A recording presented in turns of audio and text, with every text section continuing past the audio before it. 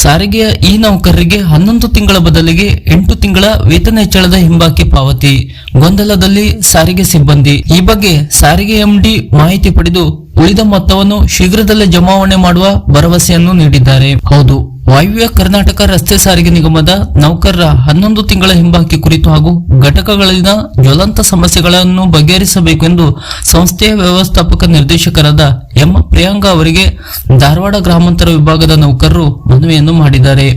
ಸೋಮವಾರ ಹುಬ್ಬಳ್ಳಿಯ ಕೇಂದ್ರ ಕಚೇರಿಯಲ್ಲಿ ಎಂಡಿ ಅವರನ್ನು ಭೇಟಿ ಮಾಡಿದ ನೌಕರರು ಹಿಂಬಾಕಿ ವ್ಯತ್ಯಾಸದ ಬಗ್ಗೆ ವ್ಯವಸ್ಥಾಪಕ ನಿರ್ದೇಶಕರ ಗಮನಕ್ಕೆ ತಂದು ಆಗಿರುವ ದೋಷದ ಬಗ್ಗೆ ಸ್ಪಷ್ಟಪಡಿಸಲು ಸಂಬಂಧಿಸಿದ ಸಿಬ್ಬಂದಿಗಳಿಗೆ ಸೂಚನೆಯನ್ನು ನೀಡುವಂತೆ ಮನವಿಯನ್ನು ಸಲ್ಲಿಸಿದ್ದಾರೆ.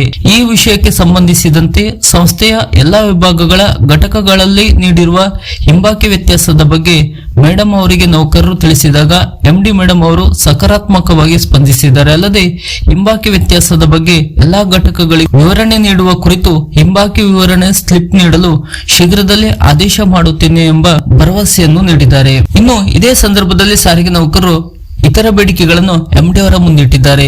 ಮೊದಲನೇದಾಗಿ HRMS ಶೀಘ್ರದಲ್ಲೇ ಅಳವಡಿಸುವ ಬಗ್ಗೆ ಗಮನ ಹರಿಸಬೇಕು. ಎರಡನೆಯದಾಗಿ CGHS 2014ರಲ್ಲಿನ ಹಳೆಯ ವೈದ್ಯಕೀಯ ದರ ಪಟ್ಟಿಯೇ ಇದ್ದು ಹೊಸ 2026ರ ವೈದ್ಯಕೀಯ ದರ ಪಟ್ಟಿ ಜಾರಿಗೆ ತಂದು ಅದನ್ನು ಅಳವಡಿಸಿಕೊಳ್ಳುವಂತೆ ಆದೇಶ ಮಾಡಬೇಕು. ವಾಯುವ್ಯ ಸಾರಿಗೆ ನಿಗಮದ ಪ್ರತಿಯೊಂದು ವಿಭಾಗದಲ್ಲಿ ಹಾಗೂ ಘಟಕಗಳಲ್ಲಿ ನೌಕರರ ಹಾಗೂ ಅಧಿಕಾರಿಗಳ ಮಧ್ಯೆ ಆರೋಗ್ಯಕರವಾದ ವಾತಾವರಣ ನಿರ್ಮಿಸಲು ಕುಂದುಕೊರತೆ ಸಭೆಗಳನ್ನು ಸಮಯಕ್ಕೆ ಸರಿಯಾಗಿ ನಡೆಸಿಕೊಂಡು ಹೋಗಲು ಸಂಬಂಧಪಟ್ಟ ಅಧಿಕಾರಿಗಳಿಗೆ ಸೂಚನೆ ನೀಡಬೇಕು.